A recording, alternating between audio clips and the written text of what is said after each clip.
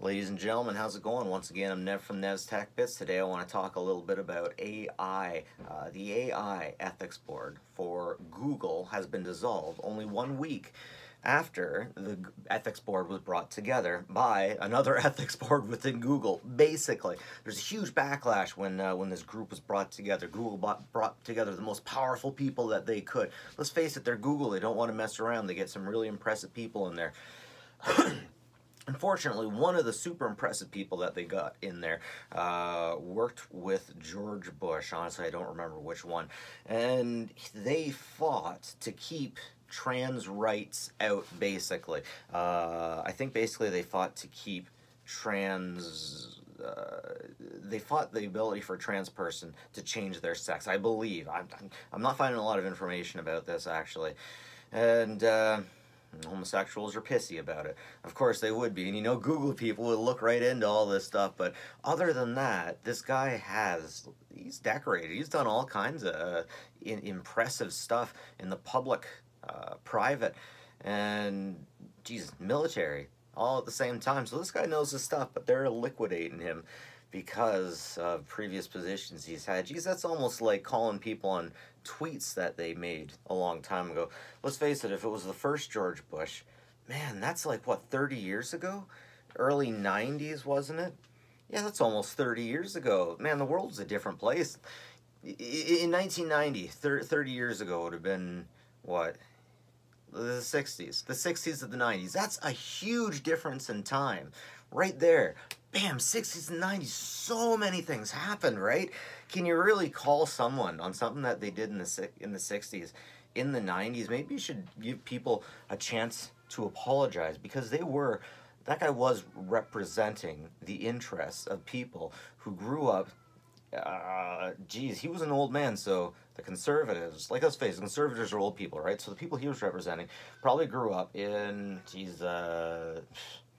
the 30s, 40s, 50s, and those people, they have religions that they brought in that says you can and can't do things, and that's how they live by. Let's face it, we have a lot of God in the government, and in God we trust. Like, let's say you're talking about the Christian Judeo God, then, oh man, okay, that God does not like homosexuals, frickin' period. You got In God We Trust on our bill, you know they're going to give you problems, because Old Testament and New Testament, it's pretty clear, unfortunately. I hate to say it, homosexuals, but, like, I consider myself bisexual. I don't consider myself Christian, but the people running our country are Christian, and the Christians have a set of beliefs. The Christian set of beliefs are the same, are almost the same as the Jewish and Islamic, because they all come from the Abrahamic religion. They all spring from the same place. So all of these religions have, in their basis, in the Old Testament, you can't have sex, men can't have sex with men, women can't have sex with women. That's where these people are coming from. And when these people grew up, it was totally different. When their parents grew up, you and I cannot even imagine what their parents' life was like. Because now we're getting back into World War I, and before World War I, all of Europe had kings and queens ruling everything. World War I comes around and bam, everyone's just gone. Just like that. That's like what, 2-3 generations ago to some of us? There are probably still people on Earth. No. 10, 20 years ago, there were still people on Earth. I could remember times.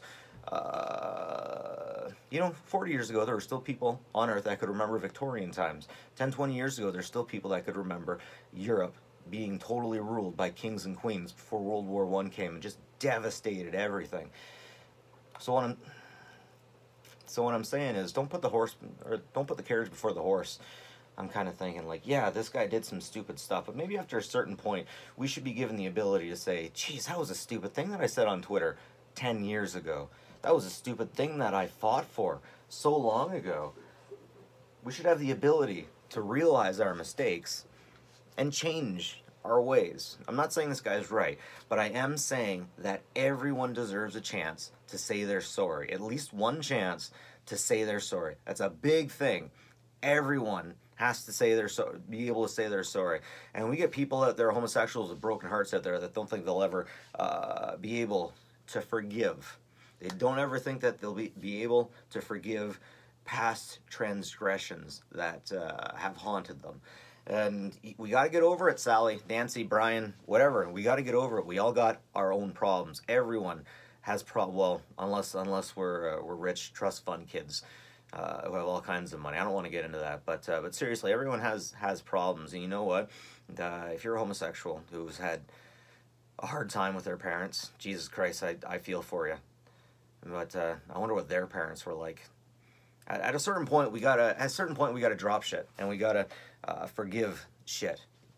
If not for them, or sorry, if not for us, for like the better of all of it. But I'm seeing too many hurt feelings out there. I'm seeing a Generation Z coming up that have bigger hearts, bigger, more hurtable hearts within their chests. And they don't need to worry about much. They have full bellies. They don't need to worry about being cold. Man, if you got that, if you got a full belly, if you're not worried about being cold and you know where your next meal's coming from, everything frickin' changes. 80 years ago, 100 years ago, we didn't have that ability, so we didn't have these big hearts, I'm thinking. So now we got everything we need, and everyone's looking out there into the world, and the younger folks are being raised up with like millennial parents and a lot of TV, a lot of, like, I don't want to be that guy like throwing a lot of media that pings your emotions constantly, that gets so bad with it that you can just, they might as well have a subtitle saying, this is when you should start to cry, or this is when you should have a moment, that are so predictable you can almost understand the outcome of the story from the first 15 minutes of watching an hour and a half long show. It's like everyone's oozing with emotions now. It's like our hearts are so big, or the kids' hearts are so big and so breakable, and when they break it, they're just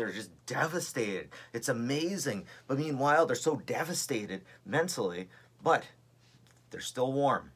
They still have food in their belly.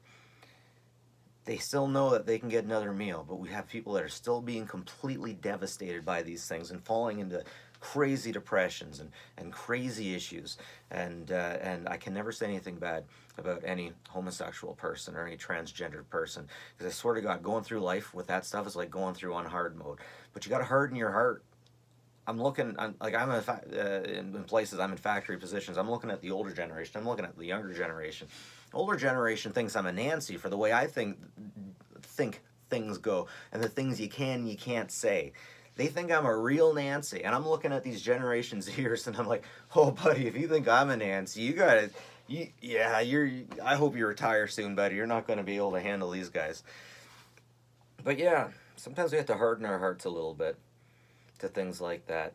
We have to have the ability to forgive people for stupid decisions that they've made before in the past, especially people like this. Because really, if that was the 90s, then that was just what was going on, unfortunately. Jeez, it sucks. It sucks. But the guy definitely should have the ability to say he's sorry. Anyways, he went for all of these things.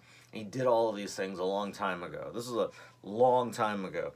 And then if there's anything new that I should know about, let me know, because it doesn't sound like he's keeping the course. It sounds like people are nailing him for things that he's done 30 years ago.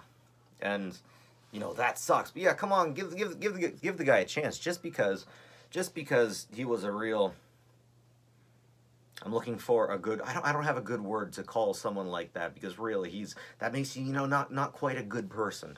He was also against abortion, and that really gets me. Another story completely altogether. But you got to give the devil his due. You got to give the devil his due, and he's good at what he does. And maybe his ethics have changed. He's an intelligent man. He's a successful man that's proved himself in 3 different fields. And if he's done that, then he hasn't just done it on the good words of friends. Because you can get into positions easily if you know the right people, but you can't rock out 3 separate fields just based off of who you know.